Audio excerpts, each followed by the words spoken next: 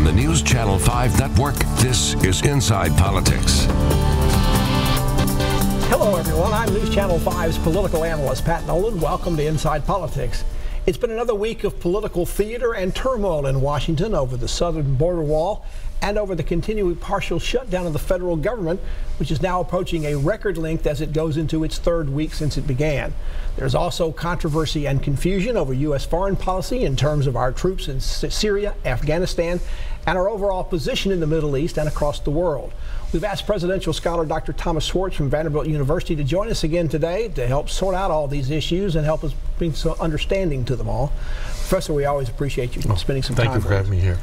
For the first time in his presidency this week, President Trump gave a speech from the Oval Office trying to sell the public on why Congress needs to appropriate $5 billion to build the southern border wall. Now, he's been talking about this issue ever since he got into the presidential race back in 2015. So why a speech now?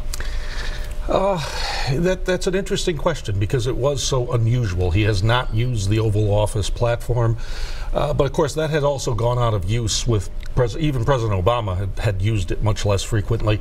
President Trump uses Twitter to usually convey his thoughts to his base. I think he was probably trying to, on some level, set the stage for possibly some type of action later, either declaring an emergency or something, but at least laying out in more traditional forms. Someone in the White House convinced him, laying out in more traditional forms, what is the argument for his position. But he offered almost nothing new in terms of his arguments. In fact, he didn't use some of the arguments he's used before. He went more on a humanitarian push on it and a little less on the whole idea of terrorism. In fact, he didn't ever use the word terrorism. Yes, that was quite interesting. He decided to move away from what had been some of his campaign rally type of rhetoric and to focus on the humanitarian, which again may allow some of the arguments to resurface if he does declare an emergency. Democratic congressional leaders also got a chance to give their response. Overall, an audience of about 45 million people, which was less than the State of the Union, but more perhaps than we've seen in some of the other speeches in the past. But any sign this changed public opinion one way or the other about this? It does not appear to really have altered anyone's views, and I think in this case one really is dealing with a fairly polarized and frozen stance in public opinion. I think the interesting thing with Trump's is that he was trying to get personal and emotional. He was trying to identify, for example, crimes by illegal immigrants, taking advantage of some spectacular cases that have surfaced recently. So he was trying in some ways to play to that. He's not always very good at that, but he did try to do that. It seemed an Oval Office speech to me for him was not his cup of tea. He probably would have delivered a better speech had he been in front of one of his rallies, because that's where he really seems to like to do those things the best. He feeds off the energy of those, and you don't get those when you're in the Oval Office or in the studio delivering a speech. Not at all. No, this was a bow to some sorts of traditional presidential terms, which of course he's going to be doing later in the month in the State of the Union again, also as well, with the sort of more traditional presidential forum. So it'll be interesting. It would be intriguing to me to see whether he peppers this period with any rallies or any attempt to change some of the photo dynamics as well. Are we going to see this issue begin to change as we go into this weekend? Federal employees, about 800,000 of them, are not going to receive a paycheck for the first time as a part of this shutdown. Isn't that going to change the mood? We're seeing other signs that federal services are not being delivered, or there's concerns about them going forward, including food stamps and other things within another month. So it seems that while the shutdown is partial, not the entire government, it seems to have a sort of a slowly creeping and building impact. So which way does that cut? Well, I think the more interesting thing, you'll certainly get a lot of personal stories about federal employees who've been impacted by this. I think much more interesting would be if the focus turned to services not provided. For example, the Center for Disease Control not checking out the ship that recently had a novovirus cruise ship, or inspecting our food, inspecting food. Lines at the airport from TSA employees not reporting. Types of things which highlight services rather than the employees themselves could have a very damaging effect on both sides seem to be sort of in blind boxed alleys. I mean, this is one of these. This issue is not just money. I mean, one side saying 1.6 billion for border security, the president wanting $5 billion for his wall. Usually, if this is money, you sort of compromise in the middle. But this has become such a core issue for both sides. The president has made this his core issue ever since he began running for president.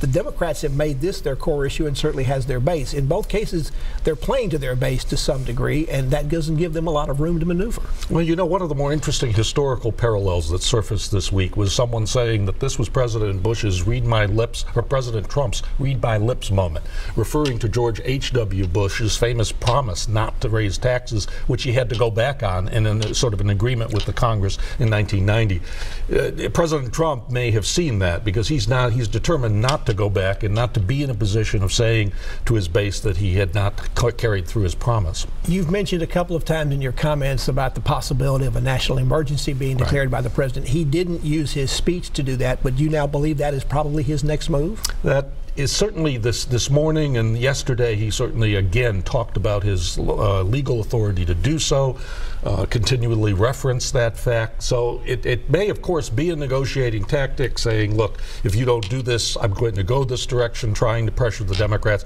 If it's a negotiating tactic, it doesn't seem to be working. So he at least is setting up the premise for doing so, and many people may want him to do it simply to get the issue off the front burner. National emergencies have been declared by presidents in the past, but usually more on policy issues, not on monetary issues. And the power of the purse for Congress has been pretty absolute in our government, dating back over 200 years. How is this different, and how is the legality of this perhaps different than what we've seen for past declarations? Well, you know, some of the most recent declarations of national emergency, President Obama did one in 2009 about the swine flu epidemic. Obviously, President Bush in 2001 did one over 9/11. They really have risen to this notion that this was an emergency, a particular type of health care emergency, or in that case, terrorism emergency. This one would be different. He would probably try to frame it as a humanitarian emergency, but it would almost certainly be immediately challenged in the courts. That doesn't mean that he would not win. Presidents have been given an enormous grant of authority over the last 50 years. And would the courts want to put themselves in a position of deciding what is really an emergency themselves and not give that leeway to the president? What could be interesting here is I think you may see something similar to his immigration ban that took place in 2017. Namely, the lower courts will strike it down. It may get revised, but ultimately, if it gets to the Supreme Court, he's going to win. And the president's only talked about this in terms of humanitarian things in the last couple of weeks and last couple of days.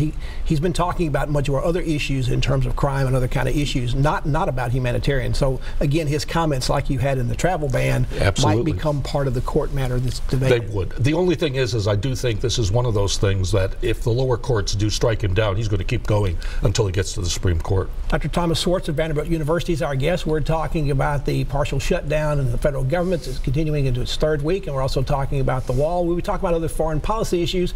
Back for more conversation after this break.